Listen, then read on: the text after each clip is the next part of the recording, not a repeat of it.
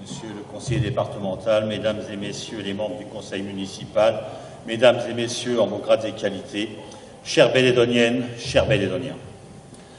Voilà donc une année 2018 bien remplie, achevée. Remplie à bien des égards.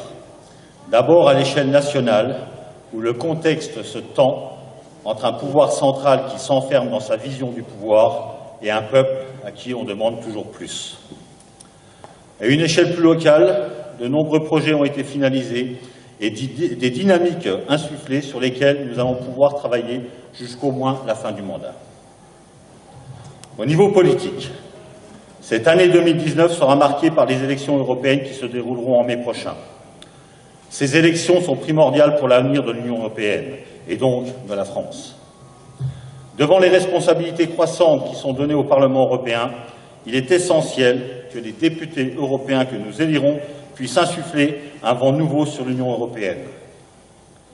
Face à l'absence d'Europe sociale, de cohésion entre les différents États membres, nous ne pouvons qu'être déçus. Mais n'oublions pas que l'Union européenne garantit une paix durable depuis plus de 60 ans sur un continent où le sang a beaucoup coulé. Désormais, les conflits sont tout autres et nous devons donner à l'Union européenne les armes pour combattre le terrorisme. Il faut aussi insister sur le contexte politique qui voit apparaître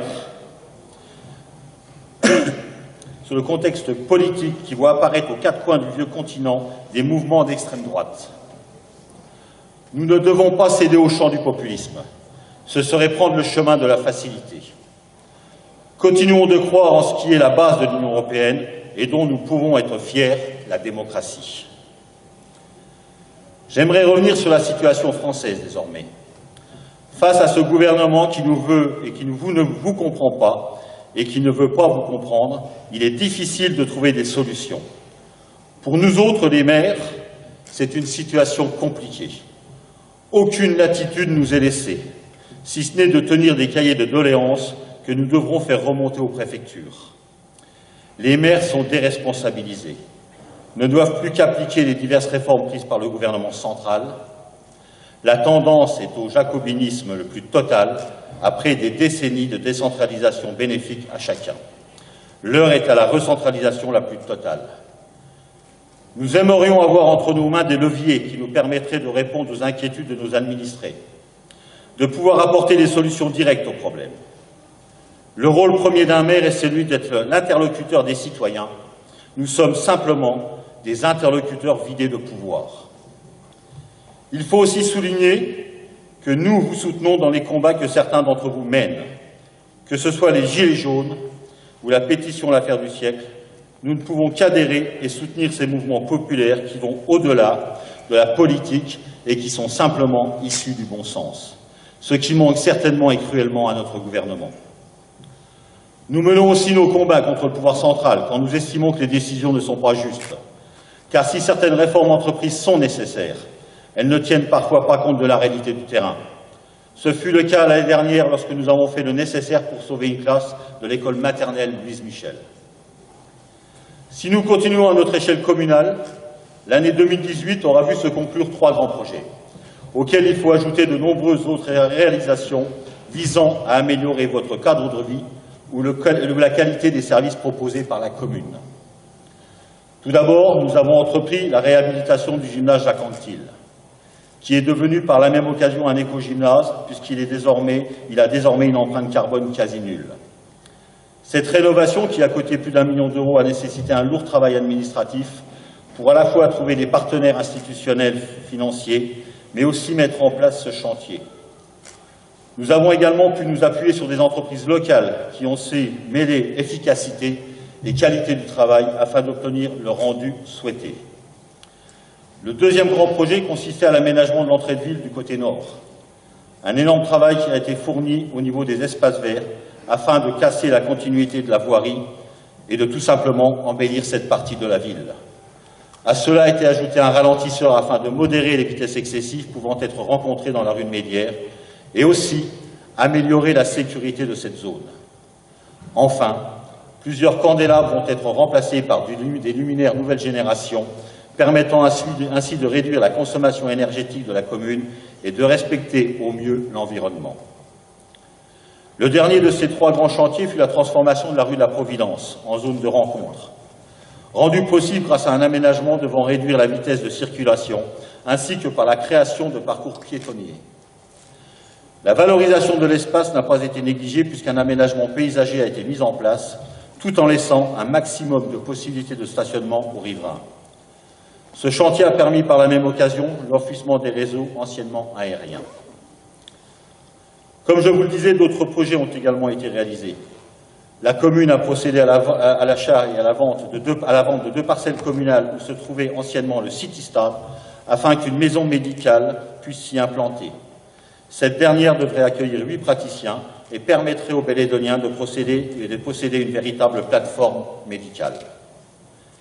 La commune a aussi entamé une véritable politique de l'abeille, en se dotant d'un rucher pédagogique au centre Michel Bertel. Tout a été conçu pour que le million d'abeilles se trouvant dans ces ruches puisse s'épanouir. C'est un véritable défi que la ville s'est lancé en voulant montrer son action pour l'environnement en étant une ville industrielle. Cette action a d'ailleurs été récompensée par le prix spécial départemental de la sensibilisation et de la protection de la biodiversité décerné par le CAUE. Toujours dans son action en faveur de l'environnement, la commune a également acquis 2 véhicules électriques, dans ce qui constitue le premier pas vers le renouvellement de notre parc thermique automobile. D'un point de vue de l'urbanisme, des révisions allégées du PLU ont été adoptées dans le but de respecter au mieux notre environnement, mais aussi d'intégrer des actions comme le projet Cœur de Ville. Ces révisions, nous les avons construites avec vous par le biais de réunions publiques, ce qui nous a permis de nous tenir le plus proche possible des nécessités locales. Cette année, le principal chantier sera celui de la mise aux normes de la mairie. Ces travaux seront réalisés durant le premier semestre de l'année. Ces travaux perturberont votre accueil puisque celui-ci sera effectué dans le bâtiment situé à l'arrière de la mairie, ce dont, bien entendu, vous serez informés en temps et en heure. Ce projet devrait permettre la mise en accessibilité du bâtiment, en plaçant par exemple la salle du conseil municipal au rez-de-chaussée, permettant ainsi à chacun d'entre vous d'assister aux séances du conseil. Un véritable travail de rationalisation des services sera effectué par la même occasion, ce qui permettra un meilleur fonctionnement et une meilleure connexion entre les différents agents et services. Un des grands objectifs que j'ai fixés à mes services pour 2019 est l'obtention de la 3e fleur du concours des villes et villages fleuris. Ce prix viendrait récompenser le travail réalisé par la municipalité en matière de fleurissement depuis plusieurs années. Ce serait aussi le gage de la qualité du cadre de vie qui vous est proposé et que nous essayons continuellement de faire progresser. En matière d'aménagement, le projet Cœur de Ville devrait se préciser au fil de l'année, avec comme objectif prioritaire l'installation d'une épicerie de proximité au cœur de notre ville. La salle des banquets sera rénovée en début d'année avec un traitement acoustique de qualité. La sonorisation et l'éclairage seront remplacés et la peinture rafraîchie. La salle de restauration du foyer Ambroise Croizat fera l'objet d'un chantier similaire devant aboutir au même résultat. La salle des sports du 8 mai verra son éclairage changé et rénové, le tout pour une somme d'environ 60 000 €. Ce projet est nécessaire et c'est un investissement que nous ne pouvons éviter. Cela pour permettre au club local de handball qui évolue en national de pouvoir continuer à se développer et envisager, pourquoi pas, l'élite de ce sport ô combien titré au niveau international. Des investissements seront aussi réalisés sur l'éclairage public et la voirie, notamment en ce qui concerne la maison médicale. Pour le City-Stade, comme il l'a été promis, il sera remis en place dès le premier semestre de l'année, de sorte à ce que vous puissiez en bénéficier dès cet été. Il sera placé aux côtés de la plaine de jeu située à Encluméchamps. 2019, après un long travail de projection, nous avons finalisé le budget primitif 2019. Ce qui nous permet de fixer dès maintenant les grandes lignes de travail, sans attendre le mois de mars, comme c'est le cas dans la plupart des communes. Ne nous voilons surtout pas la face. Le budget communal est fortement contraint, et seuls les investissements obligatoires pourront être réalisés, comme je vous ai expliqué par ailleurs. Malgré cela, il est important de souligner que la commune continuera d'assurer les services et les nombreux services à la population, à commencer par les prestations devenues historiques, comme les dons de fournitures scolaires qui pèsent plus de 35 000 € à l'année. Aussi, La municipalité continuera de fournir des repas de qualité à moindre prix tous les midis de la semaine au foyer Ambroise Croizat. Ces repas devraient même et encore gagner en qualité puisqu'un nouveau marché basé sur les circuits courts, les produits frais et bio vient d'être conclu. C'est aussi un soutien sans faille envers nos associations. Avec un budget stable de plus de 120 000 € de subventions, nous participons avec les dirigeants et les bénévoles de ces associations à l'activité économique et à l'éducation de nos jeunes. Si nous regardons sur le long terme, nous devons aussi accepter que nous ne sommes plus dans la situation d'il y a 20 ou 30 ans, que nos finances ne sont plus extensibles. Nous avons engagé un travail de sape depuis le début du mandat, à commencer par un travail au niveau de la dette, qui a presque diminué de moitié et qui est aujourd'hui élevé et pèse cette année encore plus de 750 000 €, soit près de 11% du budget. Mais ce sont aussi les prélèvements de l'État qui pèsent sur nos comptes. Plus de 250 000 € prélevés chaque année par l'État au titre du redressement des finances publiques. Si nous tirons le bilan, c'est donc 1 million d'euros qui nous échappent chaque année et sur lesquels nous ne pouvons influer.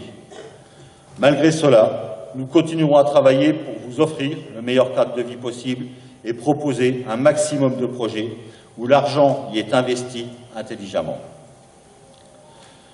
Il ne faut pas oublier les manifestations que la municipalité organise chaque année et qui sont désormais perçues comme une normalité par certains. Nous sommes une ville de près de 5 000 habitants et pourtant, nous organisons chaque année la fête du livre, un séjour senior, la fête des associations, la soupe de la solidarité, la Saint-Nicolas, la chasse aux œufs, une marche gourmande et encore une soirée du 13 juillet dont tout le monde apprécie le feu d'artifice. Blénaud, c'est aussi un cinéma, une saison culturelle de qualité dont beaucoup de villes aimeraient bénéficier. Blénaud est donc une ville particulière, mais une ville dont nous pouvons être fiers. Une ville dont je suis fier d'être le premier magistrat, entouré d'une équipe solide et volontaire pour vous servir et servir notre population. Je vous remercie aussi pour les messages de soutien que nous recevons régulièrement et qui nous rassurent dans la politique menée depuis 2014.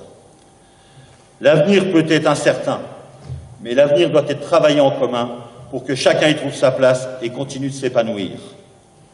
J'aimerais, et je vous présente en tout cas à toutes et à tous mes meilleurs vœux pour cette nouvelle année. Santé, joie et aussi beaucoup de bonheur. Merci.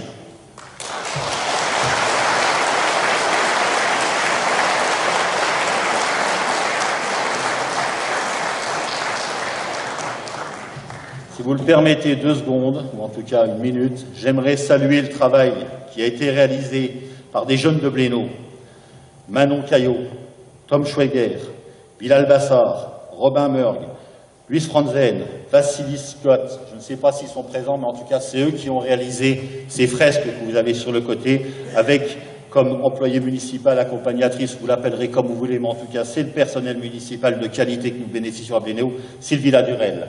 Donc je voudrais les féliciter aussi les services techniques, Frédéric Galler, Maxime Mullier, toute l'équipe qui est présente ce soir et qui participe aux vœux régulièrement.